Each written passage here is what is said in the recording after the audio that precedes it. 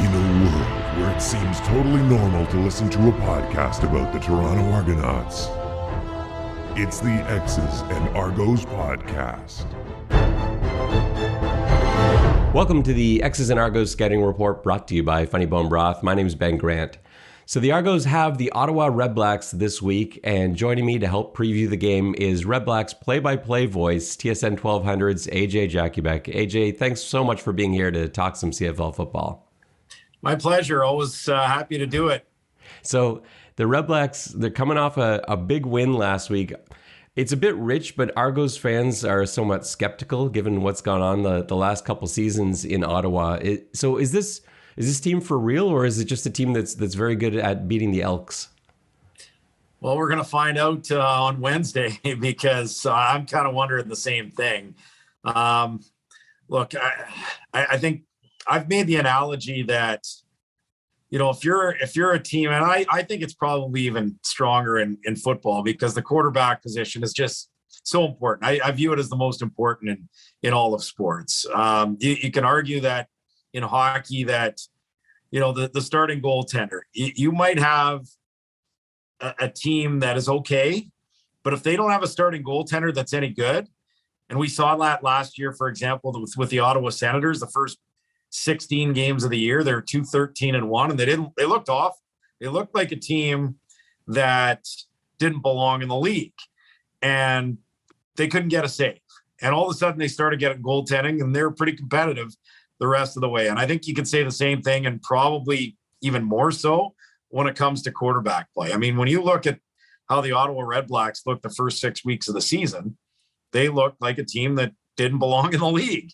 And all of a sudden they get competent quarterbacking, and, you know, the talent that I thought that was there around them. And do I think this is the best receiving core in the league? I don't. Do I think, you know, that their running back situation is good enough? I don't. Do I think their offensive line, is one of the best in the league? You know, you're not going to compare this offensive line, for example, with what you see in Winnipeg, but, you know, this is 8 straight games.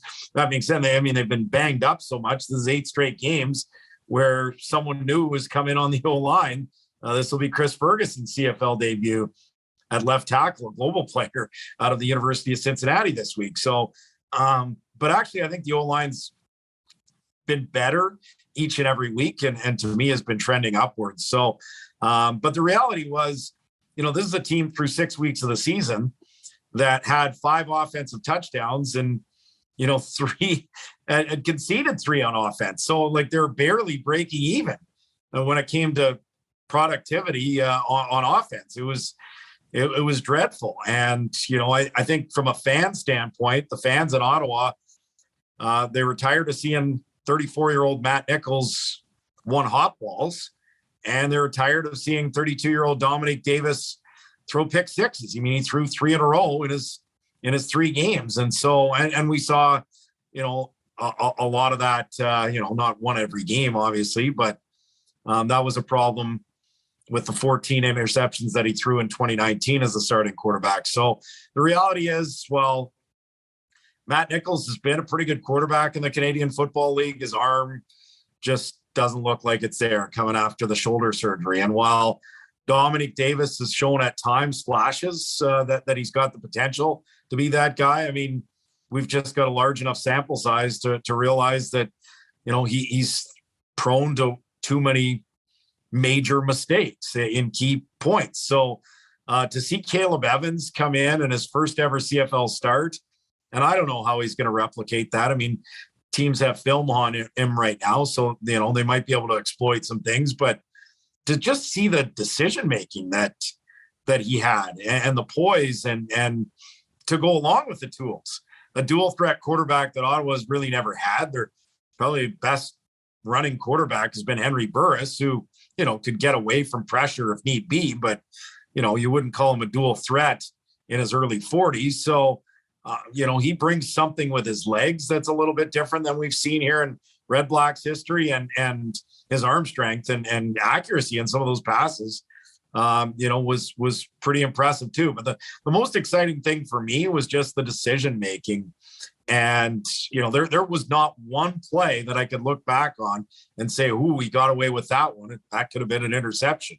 Maybe there's a couple of throws he'd like back. And, maybe there's a couple of decisions where you could say, okay, maybe he could have gone in a different direction. But, there was not one play where you could say, well, that could have been a turnover. So a real encouraging start. And I think the biggest thing for Ottawa REDBLACKS fans at this stage, we'll see. If they go 4-3 the rest of the way, they've got a decent chance of making the playoffs at 6-8, the way things are playing out right now. But it's about hope.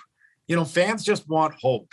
And if we see more of the same from Caleb Evans and everyone else, like that was a 3-phase win: special teams, defense, offense. Everyone else plays, to a similar fashion and similar level than what we saw in the Edmonton game. At the very least, that gives this fan base hope. It gives the group of players hope going into every game. And, whether that leads to a 4-10 record or 7-7, to me, it's all about just hope for everyone involved so that, you can start to look forward to maybe taking another big step next year. And I think the coaching staff deserves a lot of credit for last week, too. I thought it was a brilliantly called game by Paul LaPolice. I thought but he also showed a lot of faith in Caleb Evans, because like you said, it wasn't just what I was expecting, which was one read and then tuck it and go, or maybe two. He seemed to have, the ability to scan the field and make decisions back there. But at the same time, I thought LaPolice was conservative in his game plan. It wasn't aggressive. They weren't, firing the ball downfield. So I just thought the coaching staff handled that really well. Now, if we look at one of the biggest problems for Edmonton last week, it was they continued to kick the ball to Devontae Dedmon. And I couldn't understand for the life of me why they kept doing that. And so I imagine the Argos this week are going to do their best to keep the ball away from Dedmon. Is this something where if special teams aren't a factor, do you think that the REDBLACKS are going to be able to hang around and maybe take this game? Yeah, well, what a test for Mark Nelson in his first game against the REDBLACKS, right? As a guy who was, there since 2014, mainly as defensive coordinator and linebackers coach. But he would have seen Devontae firsthand, for example, in that game against Montreal in 2019, where he had two kick return touchdowns in the same game, one on a kickoff and one on a punt return. So, he'll definitely be aware of how electrifying he can be. And to me, I think he might be the most electrifying player in the league. 4 touchdowns in 11 games now, and leads the league in combined yards. And he's barely even factored in on offense. He's a receiver. But, even when they had a running back go down in the Saskatchewan game, Timothy Flanders, due to injury, he looked actually better than Flanders did. And he hadn't played running back since high school. So this guy's just a guy that, I'm hoping CFL fans will get to see for a long time. For his sake, you always, it's like a guy like Deontay Spencer as well, right? You see him in the NFL and in a return role, and even getting some looks on offense now too in Denver. And you're happy to see him get that opportunity. And I wonder if he'll kind of follow in the footsteps of guys like Chris Williams and Deontay Spencer that, might get a look in the National Football League. For CFL fans, I think we from Pinball Clemens to Gizmo Williams. I grew up in Edmonton, right? So, that's one of the things that makes CFL so great. But Dedmon to me is as an electrifying player as there is right now in the Canadian Football League, and full value for being named one of the performers of the week. The one thing I'll say about Ottawa, certainly it's not just about Devontae Dedmon. It's about the entire special teams unit. And even in 2019, when the team was 3 wins, this special teams unit, really since Bob Dice came here in 2016, has consistently performed as one of the best in the league. So it's about their cover teams where, Richie Leone is killing it, well over 40 yards at every net punt. So you've got that. You've got, guys like Brendan Galanders and Nigel Romick, who have been here a long time on the cover units. You've got Lewis Ward, the most accurate kicker in the history of the CFL, Small sample size, sure, but I mean, he's just been Mr. Automatic at 92% since coming in, and now you've got an electrifying return guy in Dedmon. So that unit, has always been coached so well by Bob Dice. I think the defense, now that they got some help, they were really good the first 3 weeks. Then they got torched 2 weeks in a row by Montreal and by BC. But I think they missed Abdul Kenna and Sherrod Baltimore. Sherrod's still out probably a couple more weeks with a hamstring injury, but Kenna's back. He had a pick six in the opening win against Edmonton on the road, and this will be his second game of the season. So that'll be a boost to the secondary. And to me, Avery Williams is, one of the best linebackers in the CFL right now. I mean, he's on pace for Solomon Elamimian record numbers. I mean, we're not going to play an 18-game season, obviously, but, would have been on pace for, potentially breaking Elamimian's tackle record. So in a single season. So you've got, and I think as well, you've got a couple of guys that maybe didn't perform as well as they needed to, that were free agents to start the season, but the last couple of weeks have been really good weeks for Don Unamba and Cleon Lang as well. So I think the defense is good. I think special teams is right at the top of the league. It's about the offense, right? And if the offense is okay, then they're going to win some football games down the stretch. It just has to be okay. I thought, last week it was good. How much of that was Ottawa? How much of that was Elks? We'll find out probably a little bit more tomorrow. But it was historically bad the first 6 weeks of the season. I mean, the only win they had in week one is the only game in CFL history where a team won with less than 100 yards in net offense. And so, you're just not going to win football games that way. And if they get something out of the offense, then, the other two phases should be able to win them a lot of football games, I think. Just watching Coach Nelson at practice this week, he's very aware of the importance of this game and the significance, and he knows exactly who's back there returning punts, returning kicks. So I think he'll probably have something in mind, some sort of game plan, because Toronto's special teams have not been great this year. Punts have been blocked on a weekly basis, and there have been all sorts of issues back there. So, I think there's a lot of faith in Coach Nelson being able to pull the unit together. But that's the combination of pulling so many players from all these different teams. Special teams seem to be the thing that suffered the most in this sort of new Argos team. So for Argos fans that haven't really got a chance to see the REDBLACKS this year, who's a player that they may not have heard of that has maybe made an impression on you so far this season? Yeah, I'll say, well, I guess Caleb Evans would probably be the first guy on that list. But if they saw last week, then that's one. I mean, we know about Dedmon, we know about Williams.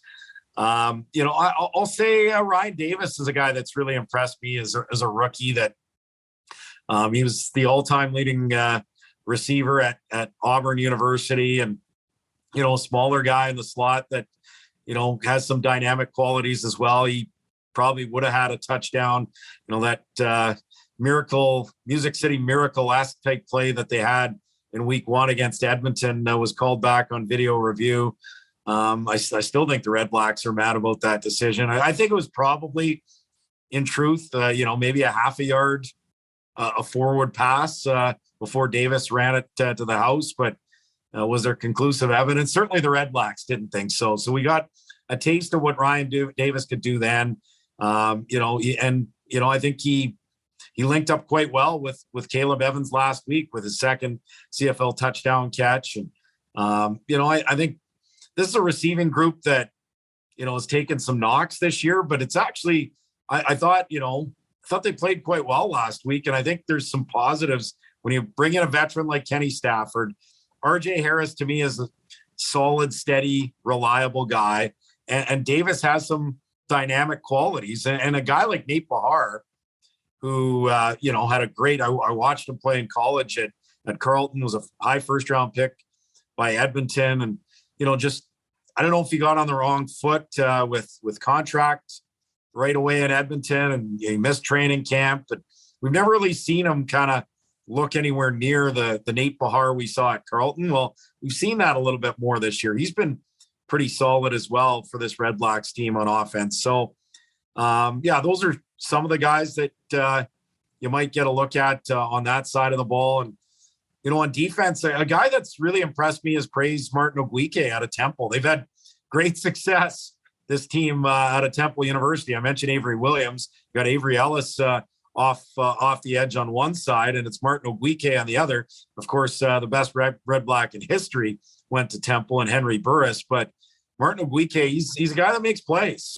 He's been dangerous off the edge, and a guy that has created some havoc, whether it's tackles for loss, sacks, you name it. He's been, pressures. He's been a nice find, I think. So those are some of the guys that I think to watch for. I'd say Adam Auclair, their first round pick from 2020, but unfortunately he's not going to play this game due to injury. He's a Canadian that's been playing at will linebacker that has been getting more reps on the defensive side each and every week and has not looked out of place getting those reps. So that's a guy to watch out for in the future, and certainly a guy that, especially once a guy like Antoine Pruneau finally retires after playing his 100th CFL game last year, and he still has some good football left in him for hopefully a couple more years. Red Blacks are hoping that for sure, but whenever he moves on,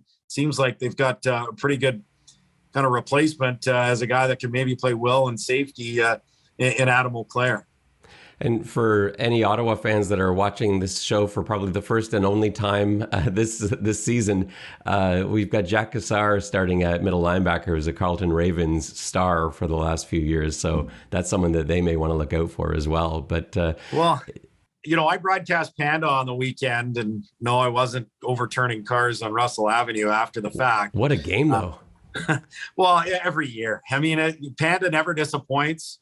Every year it's been good. But the exciting thing for me, every week when I fill out the depth charts and you see, okay, how many guys are from, the local schools, and, it just seems like there's more and more from both schools right now. I think the fact that Carleton actually has a program again, and it's been 8 years now. 2013 they returned, but it's been great for all of football, and I think it's boosted both schools in terms of some of the players that they're getting, because Pandas, that's one area where you can recruit because of that game, right? I mean, it was 15,000 this year, but that's one thing. If all of a sudden all schools are equal, and you can go play for Carleton or Ottawa and get a chance to play in front of 25,000, a handful of times in university, that might be the deciding factor. So, yeah, it's great to see. I mean, it's great. I think U Sports all around is certainly getting better and better each year, and you're seeing more Canadians get the opportunity to play south of the border, NCAA as well. So, yeah, it's great to see the strength of the local schools, but just Canadian players in general. Absolutely. Well said. Well, AJ, I know you've got a busy schedule. I won't keep you from it. Thank you so much for joining me today. This has been awesome. Yeah, my pleasure. Hopefully we get a fun game tomorrow night. I'm looking forward to it. Folks, I hope you enjoyed this episode of the X's and Argos Scouting Report. For AJ Jakubec, this is Ben Grant saying so long, and may all your pre-snap reads be good ones. I'll see ya.